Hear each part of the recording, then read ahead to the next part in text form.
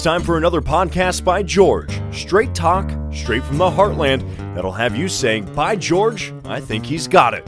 Now, here's George. Hello, hi, how are you? And welcome to another podcast by George. Well, that introduction is by John Schaefer. Great voice and a great sports director. He's on Channel 5 TV in the Heartland in Des Moines, Iowa. John's a great broadcaster. He's a great hockey player. He's on my men's hockey team. And he's a great friend and also the subject of a podcast by George. You can learn more about him there. But thanks again, John. We're going to keep using that. I like that beginning. Well, let's get back out there on the campaign trail. Amy Klobuchar. And we haven't had her on yet. And she's a senator from the great state of Minnesota. We'll talk a little bit more about that at the end of the podcast in the press gaggle. Stand by for that. She talks to Podcast by George. It's another one of those, Kodak moments for me anyway. God, did people even remember what Kodak was? Anyway, okay, so let's get started. Let's get rolling here with a little background or a little bio on Amy Klobuchar from the great state of Minnesota. This is from Britannica.com. Her full name is Amy Jean Klobuchar. She was born May 25th, 1960 in Plymouth, Minnesota. She's an American politician, elected as a Democrat to the U.S. Senate in 2006 and began representing Minnesota the following year.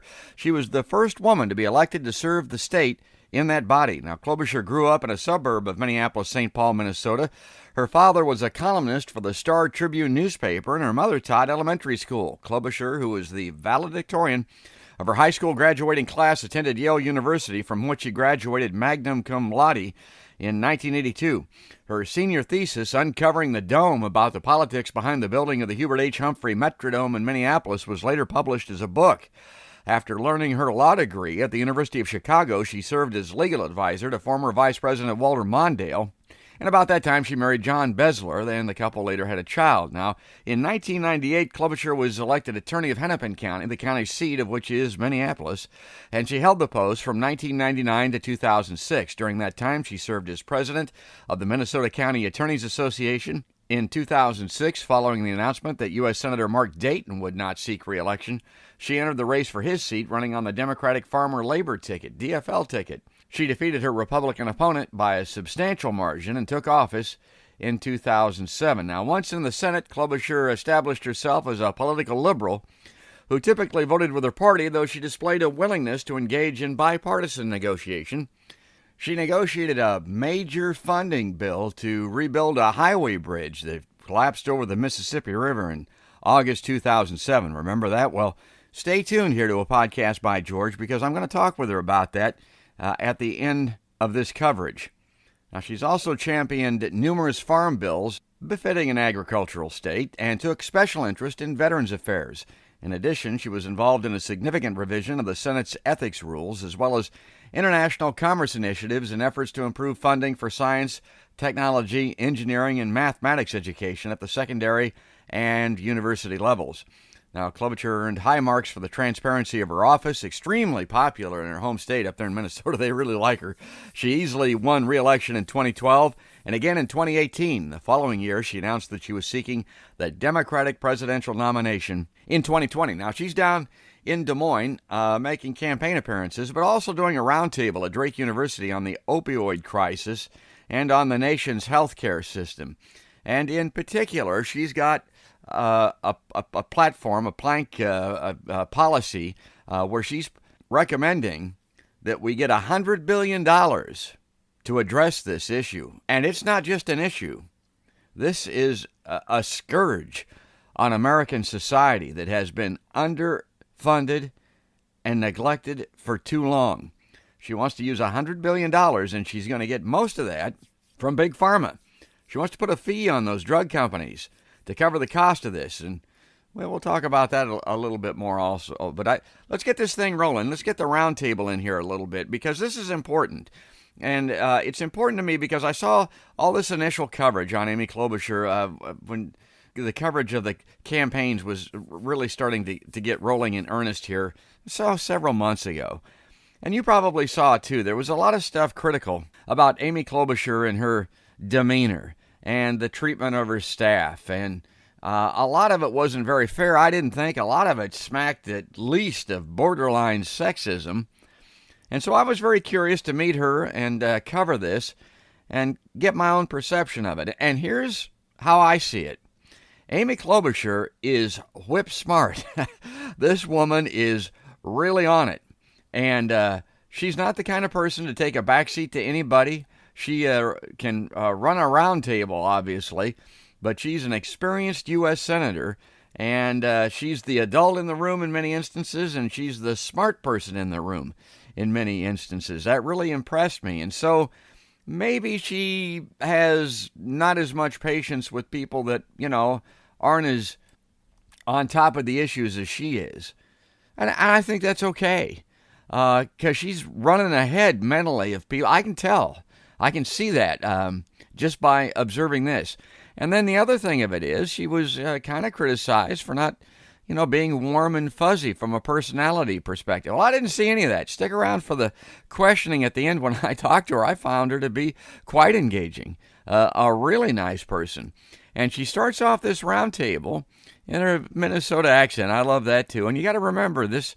That's a part of it also. She doesn't have a cloying, girly speaking demeanor. She talks like a Midwesterner. She talks like somebody that knows what she's talking about, and she does. And in this instance, it's a personal story. And it's about her father, who was a well-known newspaperman up in Minnesota, and how that affected her personally with his addictions. Let's listen in. So I, yesterday, put out a policy that is really near and dear to my heart, and I know to everyone's up here, and that is to deal in a big national way with mental health and addiction. And for me, like so many here today, it's a personal issue. For me and I think it's 1 out of 5 Americans have mental illness, and we have in the addiction realm, 1 out of 2 Americans are either have an addiction themselves or have someone in their family is addicted or is close to someone that is addicted. And so this involves a lot of people in our country. And for me, it started with my dad. He was a very successful newspaperman. He's now 91. I just visited him last weekend. And he battled with alcoholism his whole life. He is someone who had 2 DWIs when I was around middle school. And then the third one he got was I was right about before I got married, and it was in the 90s. And by then the laws had changed, and so you didn't just go, oh, it's okay, don't worry about it.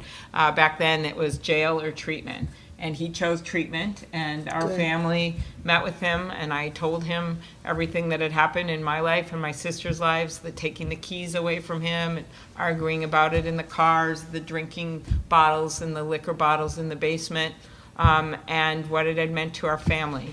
And he got treatment, and it changed his life. And in the past, he kind of acted like he wasn't drinking anymore, but then he'd hide and he'd drink because people knew who he was because he wrote for the newspaper. And this was the first time it really mattered. And in his words, he was pursued by grace. And that meant his faith and his family and his community and the people that helped him through treatment, his AA group, is what made a difference. And I think everyone should have that right to be pursued by grace. He is now 91 and in assisted living, where he tells me it's kind of hard to get a drink anyway. But he literally said that to me. In fact, his AA group still visits him there, which is such a cool thing. And so that's my own story, and I know everyone here has a story that's probably not that different than that. Okay, so I apologize a little bit for those microphone thumps that you're hearing, but this will get a little better. They had some microphone issues with this roundtable. But as I mentioned, she's got this proposal, and it's a sweeping, really, it's a leading-edge proposal of dealing with the mental health crisis and the opioid epidemic here in the United States. And you've probably heard me say on a podcast by George, I remember when we saved a bunch of money, when we saved taxpayers a bunch of money back in the Ronald Reagan era. I think he even did it when he was governor of state of California, basically closed down the mental health hospitals. Well, that short-term tax-saving tragedy is all that is. Longer term, we got what we got today. And I was amazed to hear her say that 1 out of 5 Americans is dealing with this. I found that really interesting. Let's move on here. The idea here, and this came from my own experience and then also people I've worked with over the years.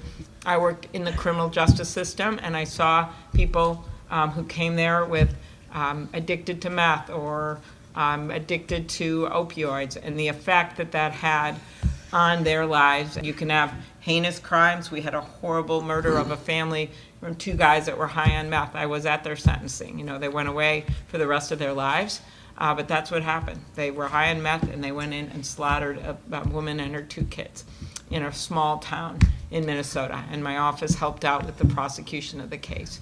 And I saw people with mental illness sometimes get swept into the system in small crimes, and how much that costs our society, that they can't have regular lives and be productive in our community because we don't have enough beds to help them, or we don't have the right people that can talk to them.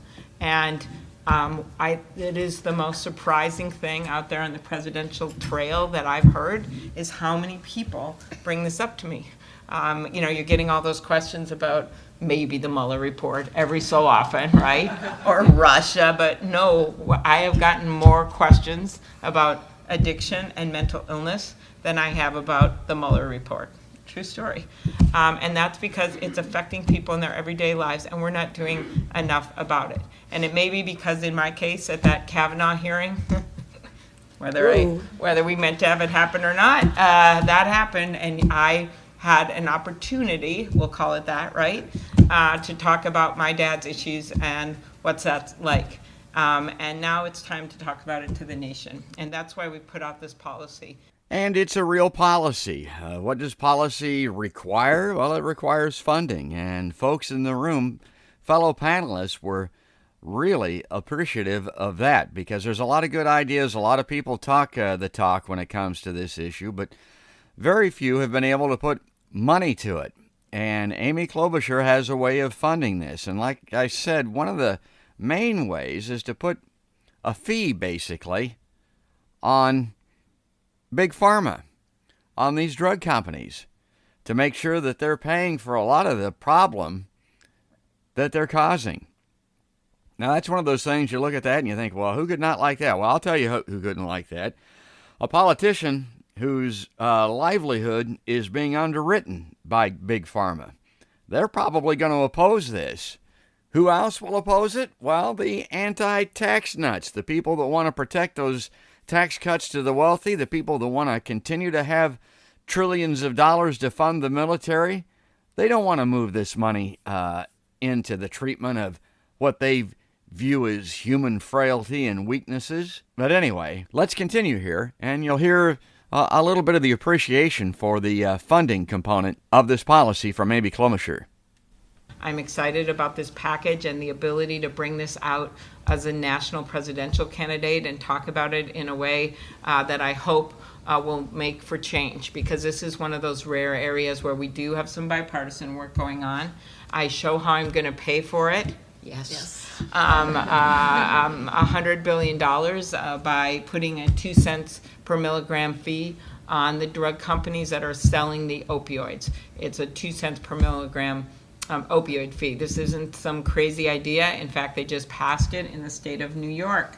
And we have a 1 cent per milligram bill that Senator Manchin, who's a pretty conservative Democrat, is leading in the Senate. So you can imagine that this could actually happen. And that brings in $40 billion. There's these lawsuits going on across the country that are major. Remember the tobacco settlement, that master settlement, that put a lot of money back into prevention and treatment and other things with tobacco. And we can do the same thing because these are major suits. So that is where a big chunk of this money comes from as well. And then there's something which we're not going to get into, except the law students will like, the carried interest loophole that brings in $14 billion. And so anyway, we have put together this $100 billion in a way that makes sense. And so when you've got the money and you've figured out a way to do it, then you just have to have the will to have someone that's going to take this on as a priority. Everyone talks the talk about this, but I have passed the bills, a number of opioid bills, and worked on this issue forever, including being I think we passed the first drug take-back law. Senator Cornyn and I did years and years ago, and it literally took us like 3 or 4 years to get it implemented. And that's why if you have a president who's making this a priority, we're going to get these things done faster, and we're going to really get them done. So you got to love it. I mean, that's great. And I sit there and I listen to that, and a lot of the other folks in the room, including the panelists, and we won't get into that. I mean, if you wanted to hear the panel, obviously you would have been there.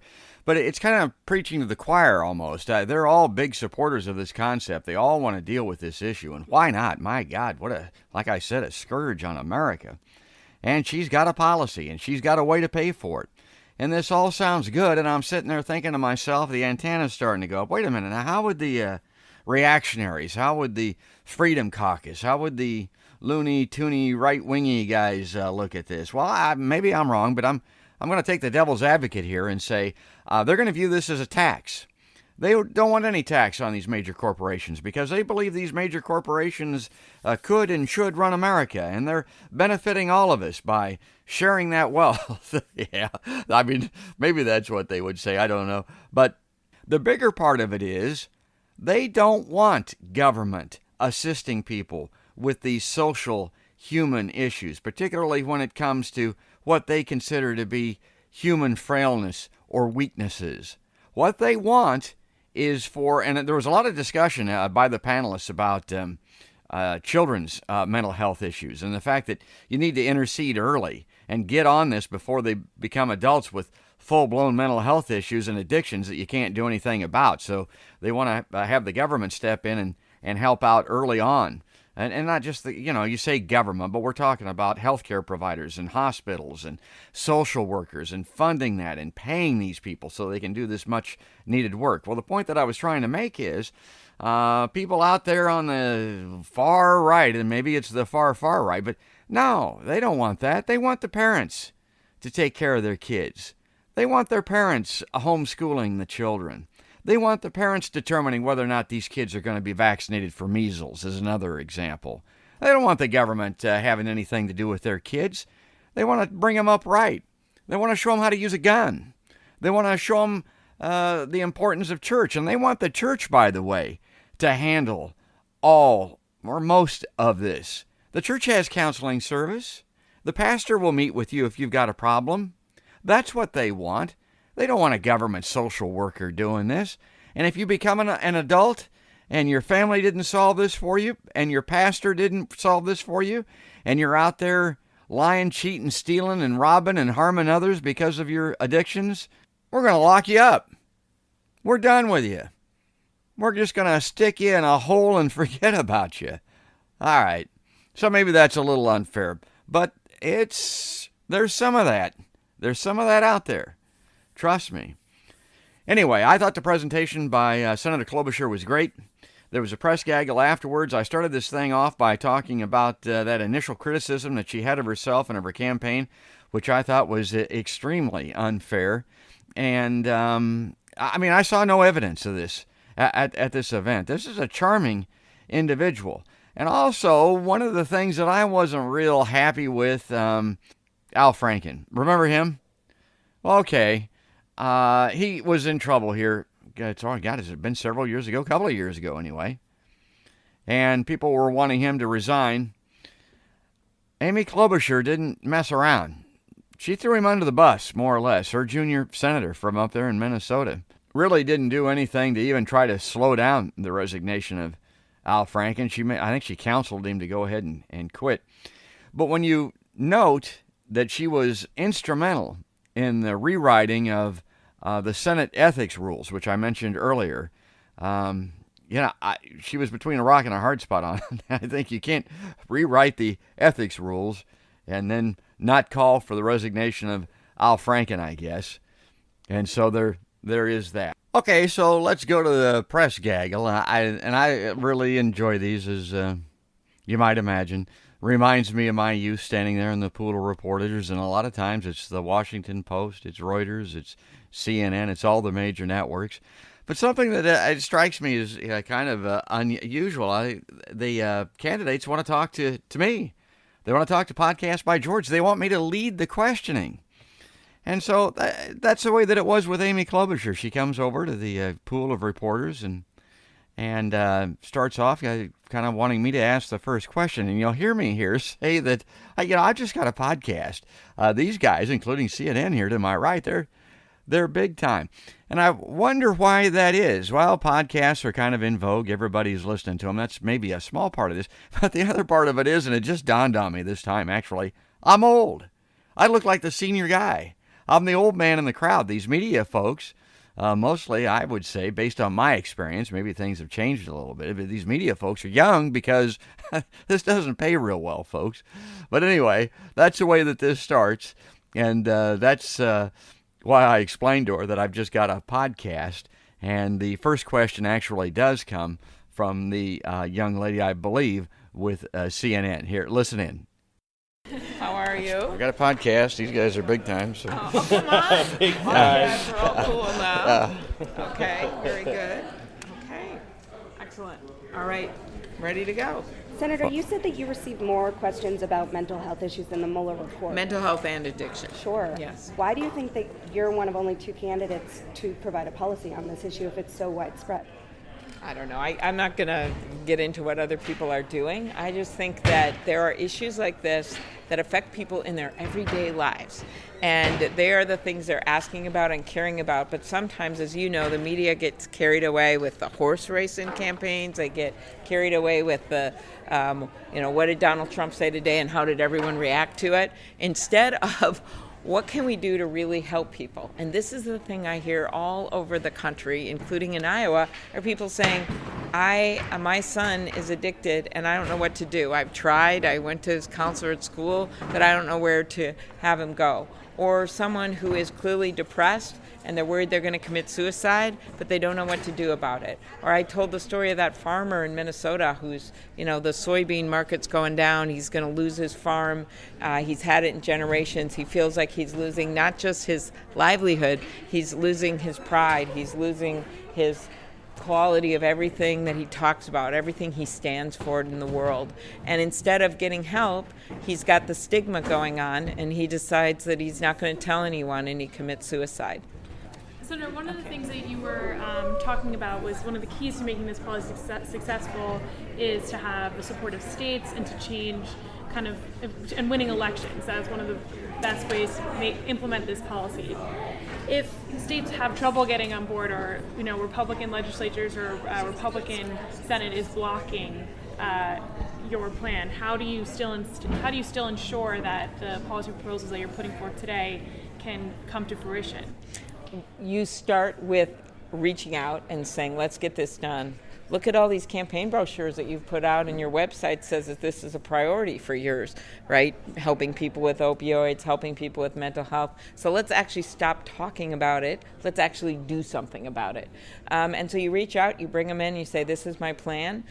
You've said you want to do something. Here's the way to do it. If you want to defend the opioid manufacturers that have made hundreds of millions of dollars off the backs of getting people addicted, go ahead and do it. But this is what I'm going to do. And you first, of course, try to bring them in positively. That's how I've gotten 34 of the bills where I'm a lead Democrat signed into law in just the last 2 years. There's another way then. If they won't do it, you bring it to the American people. And I can tell you the American people are not on the side of the pharma companies that are manufacturing opioids. They are on the side of their neighbors and their family members who get addicted. And you make the case, and it's very important here to note that opioid, big problem, but we also have problems with meth, we have problems with cocaine, and we of course have problems with mental illness. So this money shouldn't just go to opioid epidemic, it should go to help with beds and other things and treatment and personnel for everyone. And one of the things that I am unique in understanding, because I've got a state that has a metro area, but also has a major rural area, and I've worked on the front line of this, is you have to explained how one size doesn't fit all. That you're going to have issues in small rural communities where you don't have a big hospital, where you either have to make this available in a neighboring community, or you have to use telemedicine or other things to make it work. So the answer is you figure out the coalitions here, and a bunch of them have problems with opioids and mental health beds in rural areas that are in Republican areas. And you bring them in, you bring their constituents in. I remember I had a bill once that I was having issues with one of the senators in a southern state, and I was speaking to a group of law enforcement agents, and I'm like, you guys want to get this done? They said, yeah. I said, any of you from this state? And they said, yeah, we are. I go, could you go talk to him? It got done in about a month. So the point is you find those places where you know politically they've got to be able to get this done, and you form coalitions. Is Iowa one of those places? I mean, we've got Chuck Grassley, we've got Joni Ernst here. I think you know that I have done a lot of bills with Senator Grassley. We've taken on the oil companies with our work together on biofuels, including taking on the administration with waivers. He stepped into Senator McCain's shoes, which I really appreciated, to lead the bill with me on bringing in less expensive prescription drugs from countries like Canada. So we're leading that effort together. And we also have the major bill that I think will get done, I would predict, in the next year that says that the big pharma companies have to stop paying off generics to keep their products off the market. So there's an example where Senator Grassley and I don't agree on everything, but I was able to identify things that we had in common, which is more than just our border. And we introduced not just legislation, major legislation to take on some of these issues. So you meet people where you can, you get things done, and if that doesn't work, as president, you have a much bigger bully pulpit to call them out if they are not working on things that people care about, like infrastructure and addiction and mental health. Where do you see medical marijuana as a role in combating the Sure, opioid crisis? I support that, and I think that when I talked about best practices, one of the things you want to look at is how it works with opioids and how much it helps, because it helps with some things, that's for sure. But what does it help most with?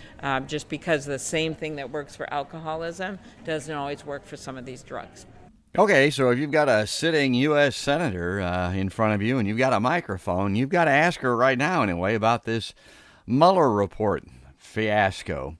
And I thought her take on this was interesting. It was worth the question. She didn't have a tried and true standard response to this. Yeah, she wants to get Mueller up in front of Congress, but for another reason.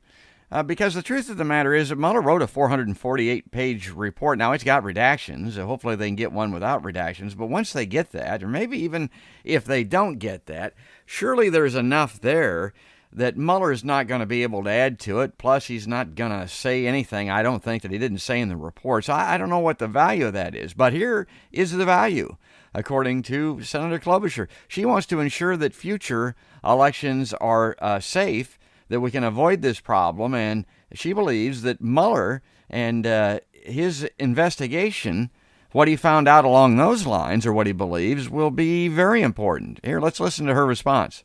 They won't provide the witness that we need to go after Russia so they don't invade our elections again. That would be Robert Mueller. That's who we want to talk about, and my number one focus there is to get out all the information, because I don't care if you're Democrat or Republican, you don't want to have your election invaded by a foreign country. And Russia may not have used tanks, they may not have used missiles, but they used computers, and they hacked into election equipment all over the country, and they actually took one campaign, went after it, put those emails out there, and as Republican Senator Marco Rubio said, one year it was one party and the next year it's going to be the other. So what I would have liked him to say and what I would say when I'm president to Vladimir Putin is saying, we got your number, I've got the FBI after you, I got the CIA looking at all of this, I've figured out what you guys are up to, and we are going to protect our elections, and we are going to put increasing sanctions on against you. He, in fact, has gone the other way, but we should be putting more sanctions on there. So, to me, We need to get all the information out there when it comes to Russia, and we need to make sure that our elections are protected. Iowa is proud of having a high voting rate and good elections and clean elections. And the last thing we want is some county in Iowa to have their equipment broken into by the Russians, and then, given that this is a swing state in the general election, have the whole election hung up. These things could happen. Democrats and Republicans believe they could happen, and that's why we need to pass my Secure Elections Act, which requires backup paper ballots and audits and better coordination. The thought that all these Secretary of States didn't even know that attempts were being made to hack into them is just an example of what we need to fix. All right. Thank you, Senator. Okay, thank you. Okay, so you think the questioning, the press gaggle is over with, but it ain't. Podcast by George has another question. And I asked Senator Klobuchar if it would be all right for me to pose that. She said, sure. So I hit the record button. CNN turns on the TV lights. The press media comes back. And I ask her this question about infrastructure, which, Iowa in some ways could be considered, a little brother or sister to Minnesota, Des Moines to Minneapolis. And we're connected. There's some synergy here between these two states, obviously, and the ribbon that runs through it, there's a river, but there's also an interstate. And if you remember that horrific, calamitous, lethal bridge collapse up in Minneapolis, probably the biggest infrastructure disaster, at least on the roadways, in the history of the country. What about that? What about her infrastructure proposals as opposed to, say, like Donald Trump, who's saying he wants it but isn't doing anything about it? Let's get her response. So Iowa, Minnesota, we're connected, literally. We are by a border and by a river. Yeah, and everybody talks about infrastructure and everybody supports it, including Donald Trump. But you've got a very unique perspective with that bridge collapse in Minneapolis. Yeah, everybody 8 blocks thinks from my house. Yeah, they think infrastructure. They think, well, we need to fix the potholes. Yeah. How much danger is there with infrastructure, and how much of an impetus is that to get something done? Yeah. This isn't just about potholes, but we should fix potholes. My dad once wrote a book called 8 Miles Without a Pothole is the closest thing to heaven I've ever gotten to. The idea here is that infrastructure, if you see what just happened in Davenport, you see the levees that broke in western Iowa, and you see that bridge that collapsed 8 blocks from my house in Minnesota, it is about safety. It's also about being able to get to work, and it's about a modern economy where you want to get your goods, and especially our farmers' goods, to market. And you need the locks and dams to work, and you also need rail, and you need bridges and roads that are functioning. It is that simple. It's a bread and butter issue. So that's why my first policy proposal that I rolled out that I want to get done is on infrastructure. It's something that unites us, but I think you have to have it paid for. You can't just say you want $1 trillion like the president said last year, and now he said $2 trillion, and then not show how you're going to pay for it. I have a simple proposal that is to take that corporate tax rate that went way down from the mid-30s percentage to 21%. If you just bring it up to 25%, that's only 4 points. Every point was $100 billion. So that's $400 billion right there. And then if you add in how they treated international taxes, like when someone puts money over in the Bahamas, they made that in a way that it cost us $150 billion. So if you just go back to the way it was a few years ago, that's another $150 billion. Now you're up to $650 billion. Then I put in an asset fee for high-risk assets, $100 billion. Now you're up to $750 billion. And then the rest is the Infrastructure Financing Authority, which is you put in $25 billion of federal, you get in state financing, you get in private financing. That brings in, say, $300 billion, and then you do these Build America type bonds. Those last two, by the way, bipartisan proposals. One is Warner Blunt, and one is Senator Hoeven of North Dakota and Senator Wyden. And just an example of how you can take these things, you can get to $1 trillion. America will be behind me, and he has no way to pay for it. All he's put on the table is $200 billion. Okay? You're good at All right. learning. Thank Good you at for your math. time. Thank Well, you. don't you want someone that got an A in math in the White House? Okay, so that brings us to the end, kind of brings us back to where we started. Remember when I said she was whip smart? Did you hear those mental calculations and that mathematics that was going on? Yeah, she was a straight A student in math, too, as well as an attorney, attended Yale. Really impressive. And the other thing is all of that unlikability, being mean to her staff, that's all a bunch of baloney, folks. That's all a bunch of whack-a-skeleton. And we got to get past that, get beyond that, not hold that against people.